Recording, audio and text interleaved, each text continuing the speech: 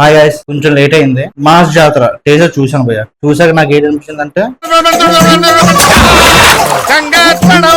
అవును, అలాగే అనిపించింది నాకు కూడా. అంటే చూడడానికి బాగానే ఉంది, విజువల్ గా బాగుంది, గ్రాండియర్ గా ఉంది, కానీ ఒక చిన్న అసంతృప్తి. అంతేనా ఈసారి కూడా రవితేజ దగ్గర నుంచి మనం చూడబోయే సినిమా ఇంతేనా అనే చిన్న అసంతృప్తి. ఈ సినిమా కూడా ఇంక షెడ్కి వెళ్ళిపోద్దేమో, అంతేనా ఈ సినిమా కూడా అని అనిపించింది. దానికి కారణం ఒకటి, ఈ టీజర్ లో మనం చూసిన రవితేజ గారి లుక్స్ గానీ, అతని డైలాగ్స్ కానీ, యాక్టింగ్ కానీ మొత్తం అంతా మనం ఆల్రెడీ ఎప్పటి నుంచో చూసాం, ఇంకా చూస్తున్నాం. అలాగే ఉంది, కొత్తదనం ఏం లేదు అసలు. అంటే అంతేనా, ఇంతే కదా, రవితేజ గారు ఇంతగా చేస్తారు, ఇంకేం చేస్తారు ఆ మూడ్లో వెళ్ళిపోయింది. ఇంకా అతను చేయలేక కాదు, చేయించుకోలేకపోతున్నారు. అతని వాల్యుబుల్ టైం ని ఇలాగా ఏ విధంగా తీసుకుని వెళ్ళిపోతున్నారు తప్ప కొత్తగా ట్రై చేద్దాం అనే ఆలోచన ఎవరికి రాలేదు. అదే ఎటకారం, అవే డైలాగులు, అదే యాక్టింగ్, ప్రతి సినిమా అంతే. ఇంకా ఈ టీజర్ లో చూసినవే కాదు, రవితేజ గారిలో మనం చాలా చూసాం. మొన్న ఎప్పుడు నాగవంశి గారు అవన్నీ మళ్ళీ మనం చూపిస్తారంట.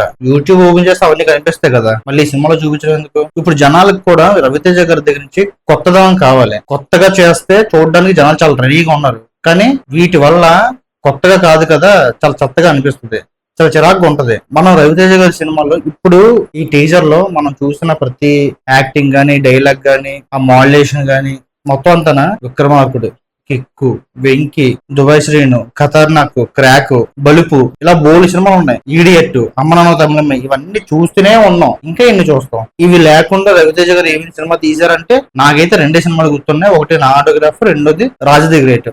ఈ రెండు సినిమాలు గుర్తున్నాయి. ఈ రెండు సినిమాలు చాలా బాగుంటాయి. మళ్ళీ తీసిన ఇంతటి సినిమాకి దానికో టేజర్, దానికో అప్డేట్. మళ్ళీ రవితేజ గారు సినిమాలు డబ్బుల కోసం చేస్తున్నారా, ఖాళీగా ఉన్నానని చెప్పి చేస్తున్నారా, దేనికి చేస్తున్నారో నాకు అర్థం కావట్లేదు. కానీ జనాల్లో మాత్రం నమ్మకాన్ని కోల్పోయారు. పోయింది. ఇంతకు ముందు నా చిన్నప్పటి నుంచి రవితేజ గారిని మేము ఒక విధంగా చూసాం. అతని సినిమా వచ్చిందంటే హాల్లో పక్కాగా ఒకసారి చూడొచ్చు, వీకెండ్ మామూలు ట్రై చేయొచ్చు, బోర్ అయితే కొట్టదు. అలా ఉండేది రవితేజ గారి సినిమా అంటే. కానీ ఇప్పుడు ఆ పొజిషన్ లేదు. అసలు రవితేజ గారి సినిమా ఆడుతున్న థియేటర్ పక్కకు కూడా వెళ్ళట్లేదు జనాలు. ఏదో టాక్ బాగా వచ్చి బాగా పబ్లిసిటీ జరిగితే కొంచెం ఓపెనింగ్స్ వస్తున్నాయి, తర్వాత ఇంకంతే. ఇంకా రవితేజ గారు మళ్ళీ అలాంటి నమ్మకాన్ని తెచ్చుకోవాలంటే చాలా కష్టం. ఇప్పటి నుంచి అయినా సరే ట్రై చేస్తే హోప్ ఉంది. నా ఒపీనియన్ చెప్తున్నాను.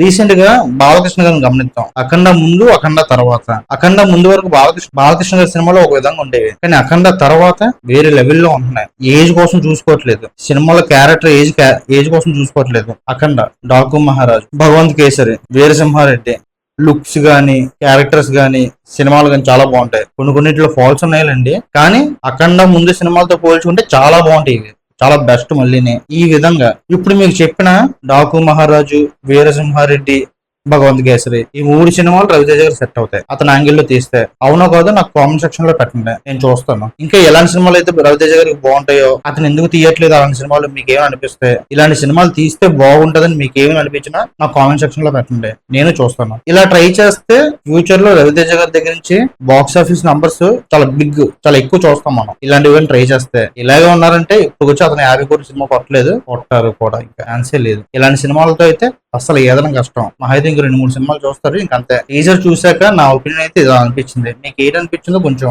కామెంట్ సెక్షన్ లో చెప్పండి. నా ఒపీనియన్ మీకు నచ్చితే లైక్ చేయండి, నా ఛానల్ సబ్స్క్రైబ్ చేయండి ప్లీజ్.